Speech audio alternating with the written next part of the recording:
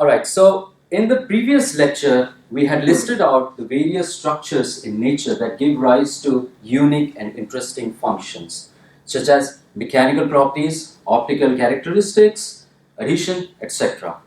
So in today's lecture, we are going to delve deeper and understand how certain biological structures give rise to unique mechanical properties. Okay, so the learning outcome of today's lecture for you is to understand how we apply known engineering principles such as crack mechanics to explain the mechanical properties shown by any material, any given biological material. All right, and the reason why I want you to do that is because you can then apply that understanding to develop new materials which exhibit the same set of mechanical properties.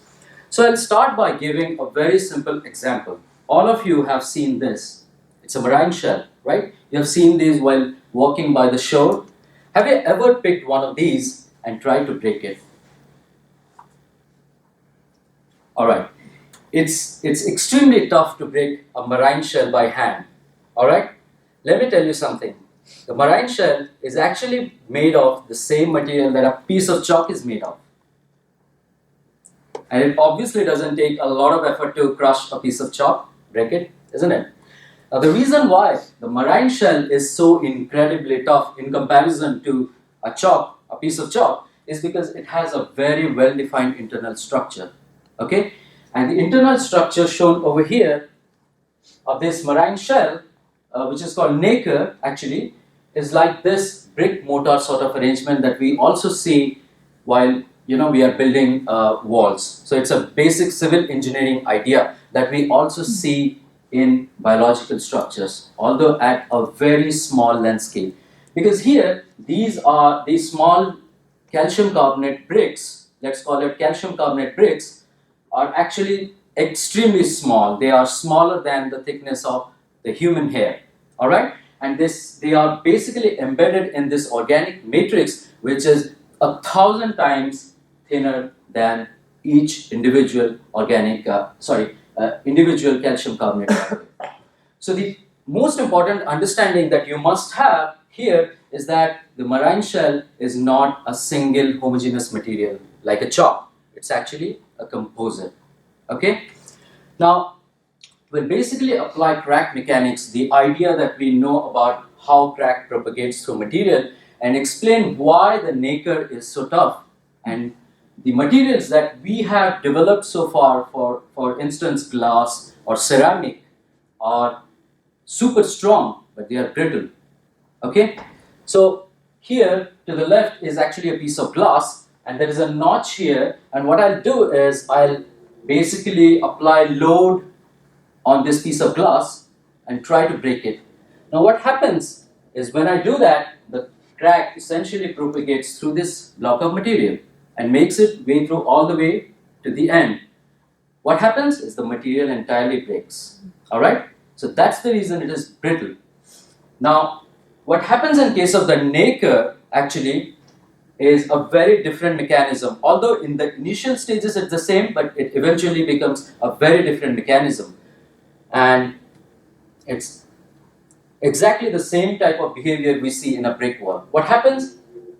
We create the same crack, make it propagate through. What happens is it basically deflects through the organic layer, because the crack is sort of an energy, right? And it drives through the thin organic layer. So it makes its way through this layer, and then when it comes to this point, it basically encounters a very strong calcium carbonate tablet, so it deviates, all right? And then it makes its way through until here, and at this point, hypothetically, it would basically branch out, okay? So what happens in this process is we are actually deflecting the crack, we are making it branch out, and therefore, the energy that we had initially put into the system has dissipated through the entire material. And that's the simple reason why the nacre is so tough. Alright? So we will see how we can take this idea and make something tougher. Ceramic. Okay? We all have, used ceramic plates or whatever, and when those plates fall to the ground, they obviously break. And the reason why that happens is because they are brittle. So what these group of researchers in Germany have done is they have first prepared a porous ceramic, okay, and then they have infiltrated the ceramic using an organic material and finally pressed it. The outcome is the exact same brick mortar sort of arrangement of ceramic blocks within that organic matrix.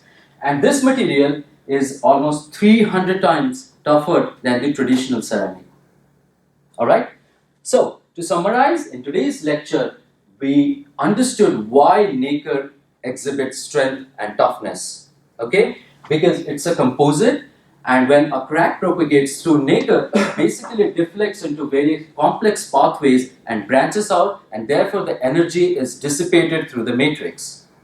And we saw how this idea can be applied to develop bio-inspired ceramic materials, which are few hundred times tougher than the traditional ceramic materials. Thank you. Thank you.